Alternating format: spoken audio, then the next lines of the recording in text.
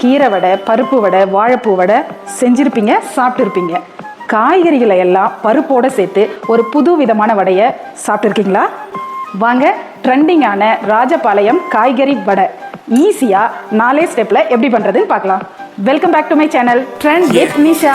हुस्न तेरा तौबा तौबा तौबा तौबा, हुस्न तेरा तौबा तौबा तौबा तौबा, हुस्न तेरा तौबा तौबा तौबा तौबा. ட்ரெண்டிங்கான ராஜபாளையம் காய்கறி வடை ரெடி ஆயிடுச்சு. இதை ஈவினிங் டைம்ல புதினா சட்னி, தேங்காய் சட்னியோட சேர்த்து சாப்பிட ருசியா இருக்கும். இந்த மாதிரி வேற வேற ஊர்களில் கிடைக்கிற ட்ரெண்டிங்கான ஃபுட்டை தான் நான் செஞ்சுட்டு வர்றேன்.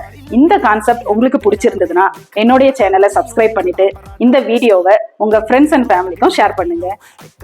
அப்படியே உங்க ஊர்ல என்ன ஸ்பெஷல்ன்றதையும் மறக்காம கமெண்ட்ஸ்ல சொல்லிடுங்க.